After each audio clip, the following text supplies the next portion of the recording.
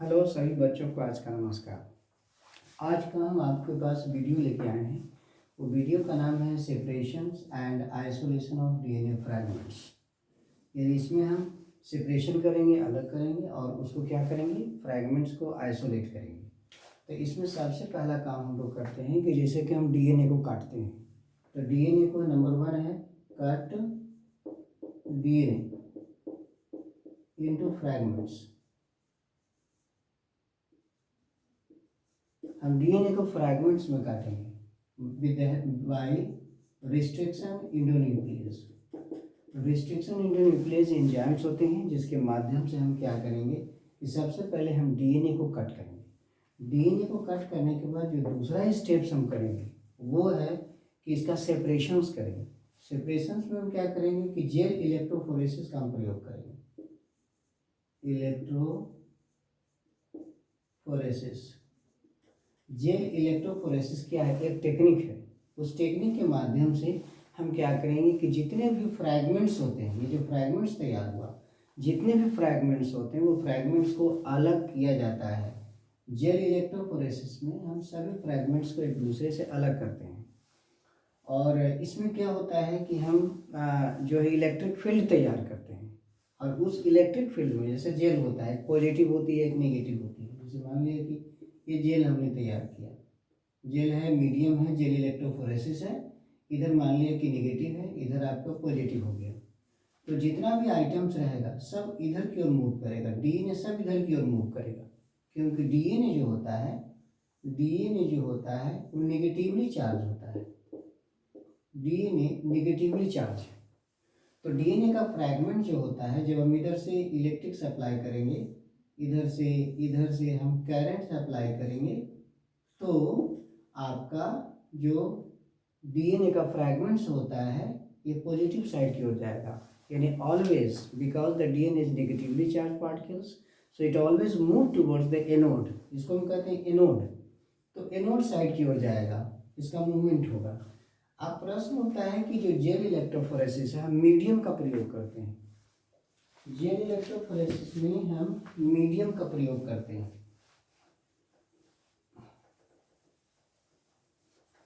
Gel electrophoresis में mediums होता है या मैट्रिक्स होता है, मीडियम। मीडियम का हम प्रयोग करते हैं। इस मीडियम का नाम है एगारोस। ये एगारोस है। एगारोस जो होता है नेचुरल पॉलीमर से, नेचुरल पॉलीमर। ये एगारोस जो होते हैं सी बीड्स से एक्सट्रैक्ट किया जाता है, extracted from seaweeds, extracted. ये सब जितना भी लाइन हम आपको बता रहे हैं सब के सब लाइन आपका नीट में या 12th के एग्जाम में आया हुआ है। Extracted from seaweeds. समुद्र में जो घास होते हैं सी बीड्स से, उसी को कहते हैं सी बीड्स। सी बीड्स में भी आपका है रेड एल्गी।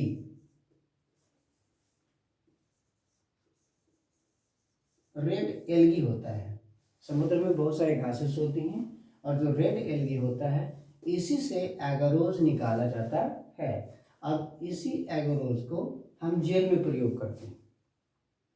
जब एगारोस को हम गर्म करते हैं तो वो लिक्विड में कन्वर्ट हो जाता है, लेकिन जब इसे हम ठंडा करते हैं तो जाल जैसा स्ट्रक्चर बनाता है। जैसे इस प्रकार आपका जाल जैसा स्ट्रक्चर बनेगा, मैश लाइक। जैसे आपने चलनी देखा होगा, चलनी में छेद छोटा छोटा होता है, उसी प्रकार का कॉलम बन जाएगा, स्पेसेस रहेंगे। तार की जो जाली होती है उसी तरह से ये स्पेसेस हो जाएंगे, कुछ बड़े कुछ छोटे, इस प्रकार के कॉलम तैयार हो जाएगा, स्पेसेस तैयार हो जाएगा। जब इसे हम ठंडा करेंगे, जब हम गर्म करेंगे एगारोस को, तो वो लिक्विड जैसा हो जाएगा, लेकिन on cooling it is converted into a mesh like structure, wire like structure, the wires which are cross to each other. यानी चलनी जैसा, चलनी इफेक्ट इसको चलनी जैसा, इसमें साइज है, छोटे छोटे साइज होते हैं इसमें। तो इस प्रकार का स्ट्रक्चर्स होता है। जब हम उसको हम इलेक्ट्रिक सप्लाई करते हैं तो इसमें मूवमेंट होते हैं। अब इसमें हम फिगर के माध्यम से हम आपको बताते हैं। एगारोस जेल्स में कि इसको सेपरेट हम कैसे करते हैं। जैसे मान लिया कि आपका ये जेल इलेक्ट्रोफोरेसिस है, ये हो गया आपका जेल इलेक्ट्रोफोरेसिस। यहाँ पर एक कॉलम बना लेना है इस प्रकार, इस प्रकार। यहाँ पर आपका 1 2 3 4 ये समूचा जेल इलेक्ट्रोफोरेसिस से जेल बनाया गया है, जेल इलेक्ट्रो मीडियम में मैट्रिक्स है। और इसमें हम वेल हमने तैयार किया, 1 2 3 4 ये वेल है, इसको कहते हैं वेल, इसको कहते हैं lane, lane number 1, lane number 2, lane number 3, lane number 4। अब हम क्या करते हैं कि हमारे पास जो फ्रैगमेंट्स हैं और हमारे पास जो स्पेसिमेन है, इसमें क्या करेंगे कि नंबर 2 में डालेंगे, नंबर 3 में डालेंगे, नंबर 4 में डालेंगे। ये 2 3 4 में जो हम स्पेसिमेन डालेंगे वो डाइजेस्टेड डालेंगे। डाइजेस्टेड डीएनए, दो को डीएनए होता है, एक डीएनए जिसको हम डाइजेस्टेड कहते हैं। डाइजेस्टेड का मतलब होता है कि डीएनए को हमने तोड़ दिया है छोटे छोटे टुकड़ों में, रिस्ट्रिक्शन इंडोन्यूक्लियस के माध्यम से। और इसमें जो है अनडाइजेस्ट हो जाए, जिसमें आरई का प्रयोग नहीं किया गया है। तो लेन नंबर 1 में हम क्या करेंगे कि अनडाइजेस्टेड को डालेंगे, इसमें अनडाइजेस्टेड रहेगा, अनडाइजेस्टेड, इसमें अनडाइजेस्टेड डीएनए। और ये सब 2 3 4 ये सब में डाइजेस्टेड है, डाइजेस्टेड स्पेसिमेन हम डालेंगे। जब इसमें हम डाइजेस्टेड डालते हैं और इसमें अनडाइजेस्टेड डालते हैं, और यहाँ पर मैश लाइक स्ट्रक्चर है जो जाल के आकार का, बीच में छोटा छोटा कॉलम्स होता है। जैसे ही हम इलेक्ट्रिक सप्लाई करते हैं, इधर पॉजिटिव है इधर नेगेटिव डालते हैं, और ये जो आप वेल देख रहे हैं, वेल मतलब गड्ढा कुआं, इसी में हम स्पेसिमेन डालते हैं। जो हमने फ्रैगमेंट्स को अलग करने के लिए जो हमने तैयार किया है, इसमें हम डालते हैं। अब इसमें स्पेसिमेन डालेंगे, इसमें स्पेसिमेन डालेंगे, और जब इलेक्ट्रिसिटी सप्लाई करेंगे, इसमें करंट फ्लो कराएंगे, तो इसका जितना भी डीएनए, चूँकि डीएनए निगेटिवली चार्ज होता है, वो आगे की ओर फ्लो करेगा अकॉर्डिंग टू द साइज। तो यहाँ पर जो बड़ा वाला रहेगा, मोटा है, बड़ा वाला है, ऊपर रह जाएगा, और उसी अनुसार छोटा नीचे जाएगा, और छोटा नीचे जाएगा, नीचे जाएगा, और सबसे छोटा सबसे नीचे आ जाएगा। यानी यहाँ जो होगा लार्जेस्ट रहेगा, लार्जेस्ट बैंड ऑफ डीएनए, और यहाँ पर जो रहेगा, यहाँ पर कह दीजिए smallest, smallest band of DNA. यानी यहाँ से जो डीएनए चलेगा तो वो इस जो जाली है, अंदर जो कॉलम है, छोटा छोटा छेद है, उससे क्रॉस करता हुआ जो सबसे छोटा रहेगा डीएनए का फ्रैगमेंट्स, वो सबसे आगे जाएगा, एनोड की तरफ जाएगा। इसको हम कहते हैं anode, ANODE, movement towards anode. The smallest move faster towards anode, ये इसका है।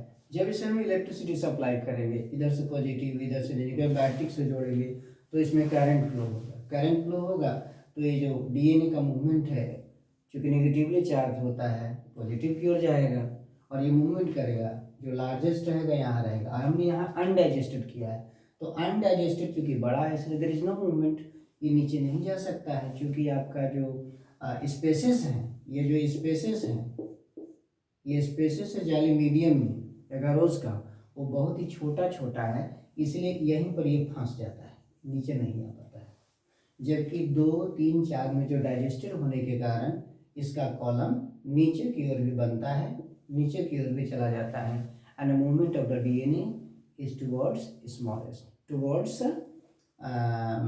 Inwards and according to the size. तो इसमें जो हो रहा है साइज के अनुसार हो रहा है। अब प्रश्न उठता है कि हम इसे देखेंगे कैसे। तो इसको देखने के लिए जब स्पेसिमेन में हम डालते हैं, इसमें डालते हैं स्पेसिमेन को, तो उसके साथ साथ एक स्टेनिंग मटेरियल को डालते हैं, क्योंकि जब तक इसको हम कलर नहीं करेंगे हम देख नहीं पाएंगे। तो उस जो स्टेनिंग मटेरियल है उसका नाम है इथिडियम ब्रोमाइड, उसका नाम याद रखिएगा, ethidium bromide.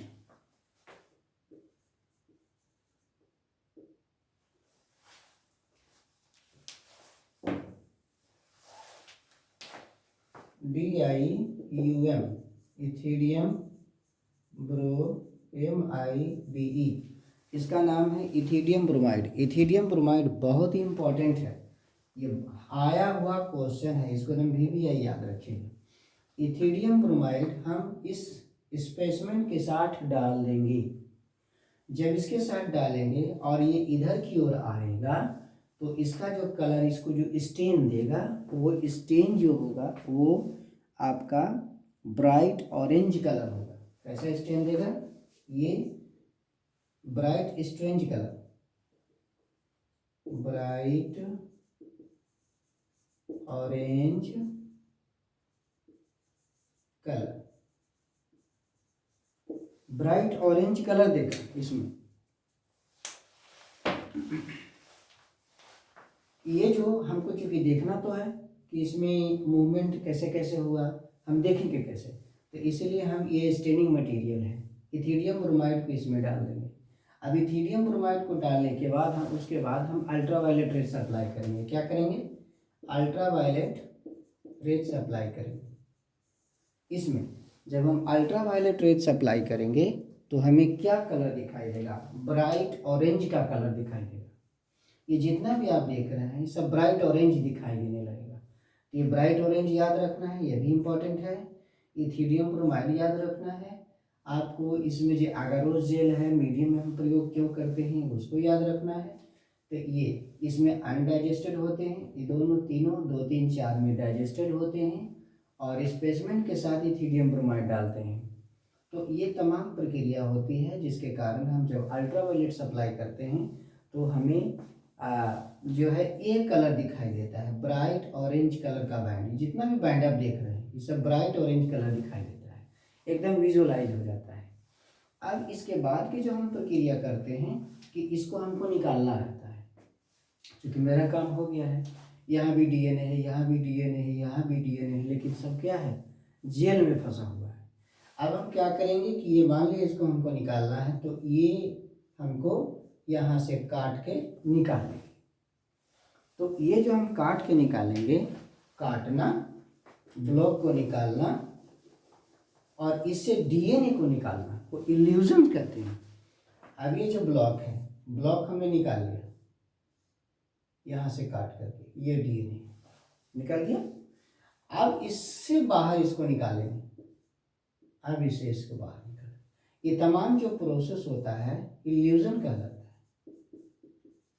This is called illusions. The process by which the block of the DNA is cut and the DNA is separated. हम क्या करते हैं कि जो जेल चारों तरफ है इसको डिजॉल्व करा देते हैं विभिन्न प्रोसेस से और ये DNA को बाहर निकाल लेते हैं। ये DNA देखिए अब फ्री है। अब ये DNA को क्या करेंगे कि वेक्टर में डालेंगे। हम इसको क्या करेंगे, जो क्लोनिंग वेक्टर्स होते हैं, जो हमारा क्लोनिंग वेक्टर है उस क्लोनिंग वेक्टर में डालेंगे और उसमें डाल के इसका मल्टीप्लिकेशन करेंगे। इसका मान लिया 1 है तो इसे ढेर तैयार कर देंगे। Put into cloning vector, put into cloning, put into cloning vector VACTOR। और उसके बाद हम क्या करते हैं कि हमारा ये जो DNA का फ्रैगमेंट्स मिल जाता है तो इसे हम क्लोनिंग वेक्टर्स में डाल देते हैं। तो इस तरीके से separations and isolation of DNA fragments हुआ।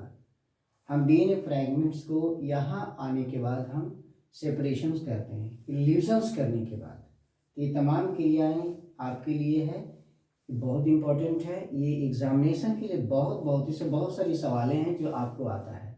एगारोजल क्या है? सीबीड से प्राप्त होता है, नेचुरल पॉलीमर से है, अनडाइजेस्टेड लेन नंबर 1 में, 2, 3, 4 में, ये सब तमाम चीज। इथीडियम ब्रोमाइड आ चुका है, इसका कलर है वो भी आ चुका है। तो ये सब जितनी भी चीज़ें हैं सब के सब बहुत इंपॉर्टेंट है। आप इसे रिवाइज करेंगे और सब्सक्राइब करना नहीं भूलेंगे, ये बहुत ज़रूरी है। Thank you.